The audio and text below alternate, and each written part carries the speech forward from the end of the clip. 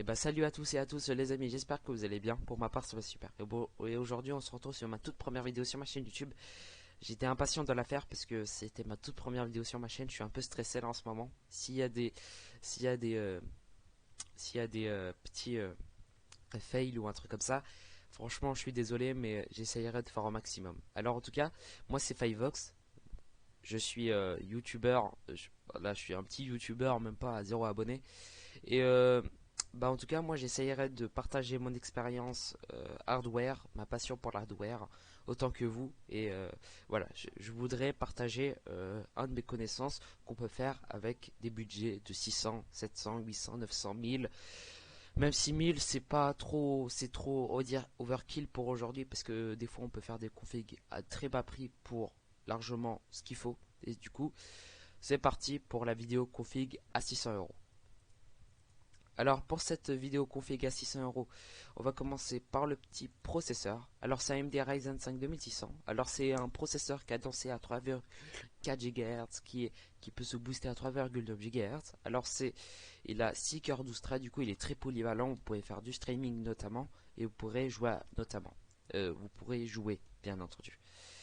Et pour la carte mère, j'ai choisi une Gigabyte B450M DS3H. Alors c'est une carte mère micro ATX socket AM4, heureusement, parce que il pourra bien accueillir notre petit processeur Ryzen 5 2600. Alors il a casse lot de RAM, franchement c'est nickel.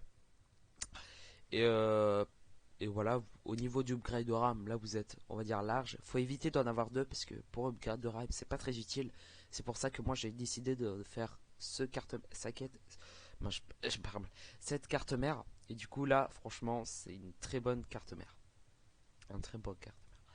Et pour la RAM, j'ai choisi du 4 Go de RAM. Non, je rigole, j'ai pas.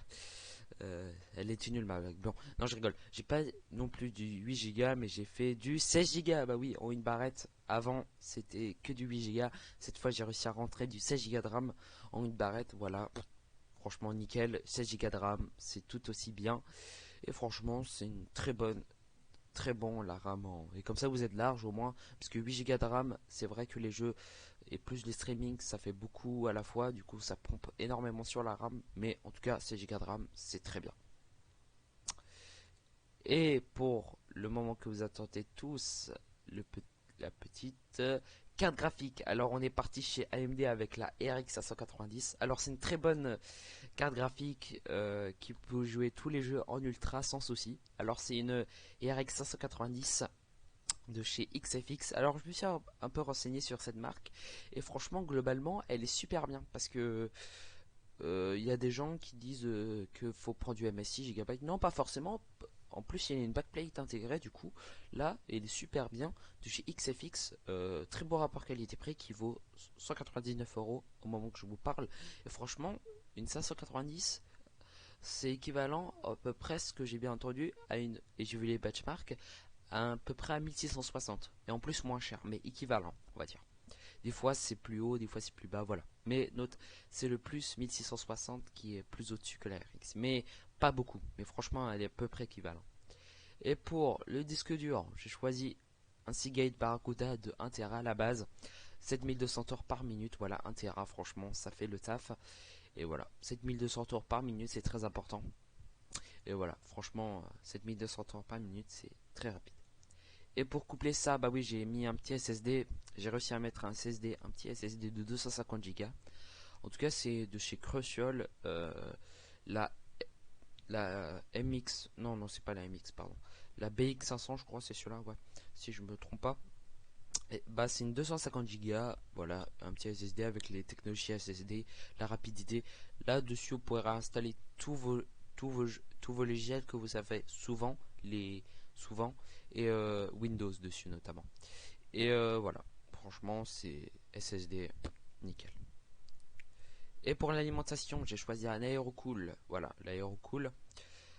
Alors franchement, c'est une très bonne alim de 550 watts qui pourra tout globalement alimenter. Alors c'est un 80 plus bronze, du coup ça te fera du bien à l'électricité. En tout cas, c'est une très bonne alim. Notamment, elle n'est pas modulaire malheureusement, mais on peut pas tout demander quand même. Et pour le boîtier, quand même, comme vous l'avez vu, c'est une euh, Aerocool. Alors c'est un boîtier ATX Il pourra supporter les ATX, micro ATX, voilà, tout ce que vous voulez. Et franchement, elle est super belle. Le petit RGB, j'ai bien aimé ça. Et le cache Alim, ce qui est très rare dans ce gamme de prix.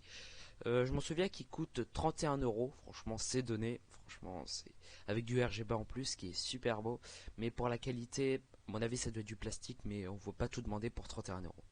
Alors, le seul petit inconvénient que je le dois, c'est que il n'y a qu'un seul ventilo, alors que ça serait bien qu'ils mettent un petit ventilo vers l'avant.